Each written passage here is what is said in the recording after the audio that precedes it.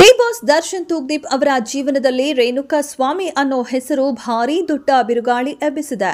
ಪವಿತ್ರ ಗೌಡಗೆ ತನ್ನ ಅಶ್ಲೀಲ ಫೋಟೋ ಕಳುಹಿಸಿ ಕೆಟ್ಟದಾಗಿ ಮೆಸೇಜ್ ಮಾಡಿದ್ದ ಎಂಬ ಕಾರಣಕ್ಕೆ ರೇಣುಕಾ ಸ್ವಾಮಿ ಕೊಲೆ ಮಾಡಿ ಹಾಕಿದ ಆರೋಪ ಇದೆ. ಈ ಸಮಯದಲ್ಲೇ ಕಾಮಿಡಿ ಕಿಲಾಡಿಗಳು ಮೂಲಕ ಖ್ಯಾತಿ ಪಡೆದ ಮಡೆನೂರು ಮನು ವಿರುದ್ಧ ಸದ್ಯ ರೇಪ್ ಕೇಸ್ ಆರೋಪ ಕೇಳಿ ಬಂದಿದೆ. ಕನ್ನಡ ಸಿನಿಮಾ ಇಂಡಸ್ಟ್ರಿಯಲ್ಲಿ ಬಾಕ್ಸ್ ಆಫೀಸ್ ಸುಲ್ತಾನ ಡಿ ಬಾಸ್ ದರ್ಶನ್ಗೆ ಅಂತಾನೆ ಕೋಟಿ ಕೋಟಿ ಅಭಿಮಾನಿಗಳು ಎದೆ ತಟ್ಟಿಕೊಂಡು ಹೇಳ್ತಾರೆ.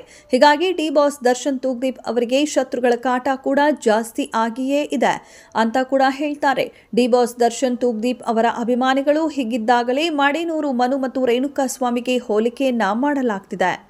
ಜೀ ಕನ್ನಡದ ಕಾಮಿಡಿ ಕಿಲಾಡಿಗಳು ಕಾರ್ಯಕ್ರಮದ ಮೂಲಕ ಸಖತ್ ಫೇಮಸ್ ಆಗಿದ್ದ ಇದೇ ಮಡೆನೂರು ಮನು ಇದೀಗ ರೇಪ್ ಅಂದ್ರೆ ಅತ್ಯಾಚಾರ ಆರೋಪಿ. ಅದರಲ್ಲೂ ಇದೇ ಮಡೆನೂರು ಮನು ಡಿ ಬಾಸ್ ದರ್ಶನ್ ಅವರ ಬಗ್ಗೆ ಕೆಟ್ಟದಾಗಿ ಮಾತನಾಡಿ ಹ್ಯಾಟ್ರಿಕ್ ಹೀರೋ ಶಿವಣ್ಣ ಅವರ ಬಗ್ಗೆ ಕೂಡ ನಾಲಿಗೆ ಹರಿಬಿಟ್ಟಿರುವ ಬಗ್ಗೆ ಆಡಿಯೋವೊಂದು ವೈರಲ್ ಆಗಿ ಆರೋಪ ಕೇಳಿಬಂದಿದೆ. ವೈರಲ್ ಆಗಿ ಆರೋಪ ಕೇಳಿಬಂದು ಸಂಚಲನ ಸೃಷ್ಟಿಯಾಗಿದೆ. ಈ ಸಮಯದಲ್ಲಿ ಡಿ ಬಾಸ್ ದರ್ಶನ್ ಅವರ ಕೋಟಿ ಅಭಿಮಾನಿಗಳು ಡಿ ಬಾಸ್ ದರ್ಶನ್ ತೂಗ್ದೀಪ್ ಅವರ ಬಗ್ಗೆ ಅತ್ಯಾಚಾರ ಆರೋಪಿ ಮಡೆನೂರು ಮನು ಬಾಯಿಗೆ ಬಂದಂತೆ ಕೆಟ್ಟದಾಗಿ ಮಾತನಾಡಿದ್ದಾನೆ ಎಂಬ ಆರೋಪದ ಆಡಿಯೋ ವೈರಲ್ ಆದ ನಂತರ ಸಂಚಲನ ಸೃಷ್ಟಿಯಾಗಿದೆ. ಅದರಲ್ಲೂ ಸಹ ನಟಿ ಅಂದ್ರೆ ಜೊತೆಯಲ್ಲೇ ನಟನೆ ಮಾಡುತ್ತಿದ್ದ ಹೆಣ್ಣು ಮಗಳ ಮೇಲೆ ರೇಪ್ ಮಾಡಿ ಲೈಂಗಿಕ ಕಿರುಕುಳ ನೀಡಿದ ಆರೋಪ ಕೂಡ ಮಡೆನೂರು ಮನು ವಿರುದ್ಧ ಕೇಳಿ ಬಂದಿದೆ.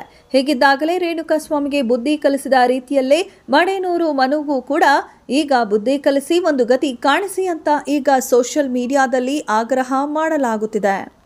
ಇದೆಷ್ಟು ಈ ಹೊತ್ತಿನ ಸುದ್ದಿ. ಮತ್ತಷ್ಟು ಸುದ್ದಿಗಳಿಗಾಗಿ ನೋಡ್ತಾ ಇರಿ ಸಿರಿ ಟಿವಿ.